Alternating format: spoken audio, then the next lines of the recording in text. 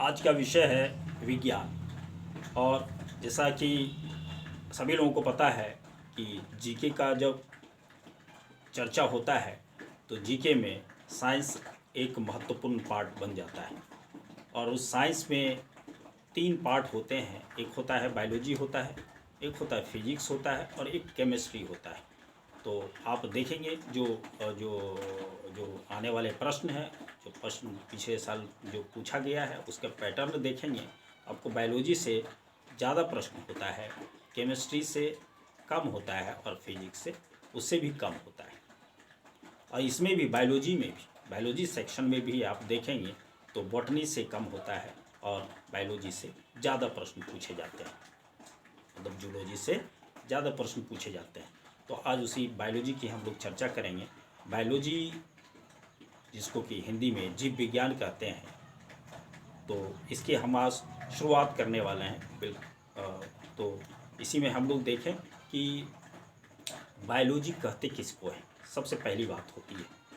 तो बायोलॉजी विज्ञान की वह शाखा है जिसमें जीवों के बारे में अध्ययन किया जाता है। उसको क्या कहते हैं हम लोग? जीव विज्ञान कहते हैं। और एक और उससे रिलेटेड महत्वपूर्ण चीज़ आती है कि जीव विज्ञान शब्द को, बायोलॉजी शब्द को दुनिया के सामने किसने रखा था, किसने दिया था बायोलॉजी शब्द? तो ये हमारा उत्तर एक होता है लैमार्क। और ये आपको ट्रीवे ट्रीवेने ट्रीवेनेरेनस, ये दो नाम हैं, लैमार्क और ट्रीवेरेनस। ये दोनों ने ये बायोलॉजी शब्द को दुनिया के सामने रखा था। लैमार्क हैं फ्रांस के और जो ट्रीवेरेनस हैं वो हैं आपको जर्मनी के हैं। और अब उससे अगला प्रश्न होता है हमारा कि जीव विज्ञान के पिता किसे किसे कहा जाता है, मतलब फादर ऑफ बायोलॉजी किसे कहा जाता है? तो फादर ऑफ बायोलॉजी कहा जाता है अरस्तू को। और अगला है कि वनस्पति विज्ञान का पिता किसको कहा जाता है? वनस्पति विज्ञान का पिता थियोफ्रिस्टस को बोला जाता है।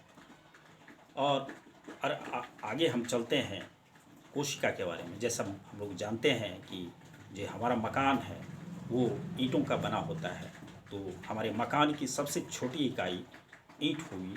उसी प्रकार से जीव की सबसे छोटी इकाई कोशिका को या सेल को कहा जाता है। तो इसकी परिभाषा हम इस प्रकार से दे सकते हैं कि जीवन की रचनात्मक, संरचनात्मक एवं क्रियात्मक इकाई को सेल या कोशिका कहा जाता है।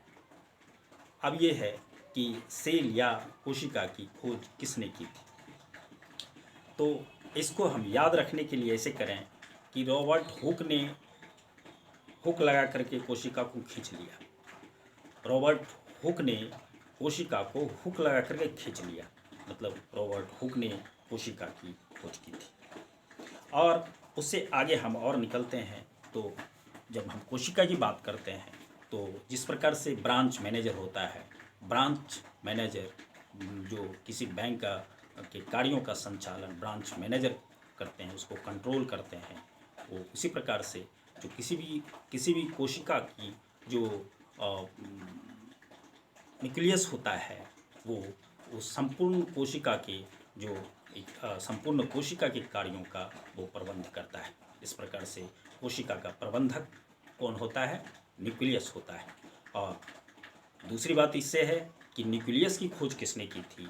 तो न्यूक्लियस की खोज ब्राउन ने की थी। न्यूक्लियस की खोज किसने की थी? ब्राउन ने की थी न्यूक्लियस की खोज। और उसके बाद हम लोग चलते हैं आगे। न्यूक्लियस में एक होता है डीएनए और आरएनए। तो न्यूक्लियस में जो डीएनए और आरएनए होता है, आरएनए का फुल फॉर्म होता है राइबो न्यूक्लिक एसिड, और डीएनए का फुल फॉर्म होता है डीऑक्सी राइबो न्यूक्लिक एसिड होता है। डीएनए से ही, डीएनए को कहा जाता है जो जितनी सारी आनुवंशिक क्रिया होती है इसी के द्वारा संचालित होती है। और इसका जो डबल हेलिक्स मॉडल था, वो जो डीएनए का डबल हेलिक्स मॉडल वो दिया था वाटसन एंड क्रिक ने। अगला जो महत्वपूर्ण है इससे कोशिका से रिलेटेड है राइबोसोम। राइबोसोम की खोज ब्राउन और रॉबिन्सन ने की थी।